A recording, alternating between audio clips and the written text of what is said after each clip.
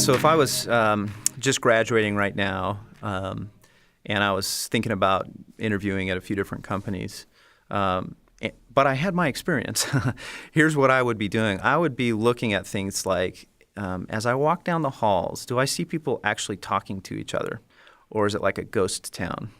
I would be looking at, are there, what do the walls look like? Can you see evidence that people are like putting all of their information up on the walls, either electronically with, a lot of times you'll see if you walk down the halls at Adobe, you'll see these big TV monitors where you'll see, team dashboards and evidence that like people are collaborating.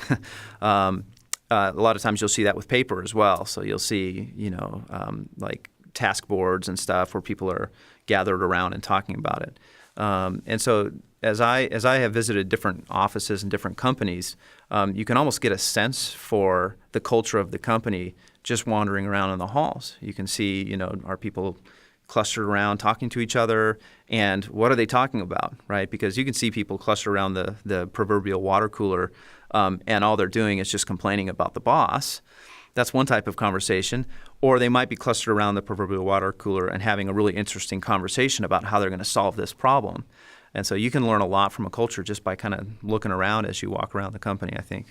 So that Scrum Master role, as I've described it, is really a role that is about people, right? It's about how are people working together.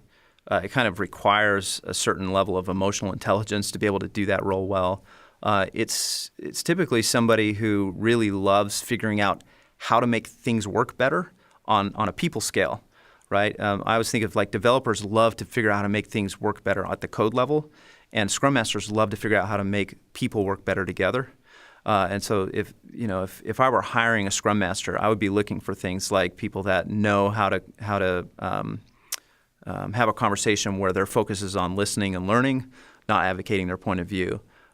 People who can stand up in front of a room and facilitate a heated, contentious, passionate discussion without getting too emotionally involved themselves, and that is able to take that passionate discussion and point it in a direction of some good outcome.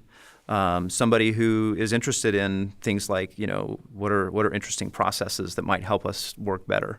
I often find that Scrum Masters are always out reading the latest business books or the latest books on this idea about how people work together, and behavioral economics and all these different fields of study that relate to these things that are really the soft side of the business that doesn't get a lot of discussion, right? In most schools, I think, it's like you're either writing code or you're an MBA. And this is like, how do we bridge that gap a little bit?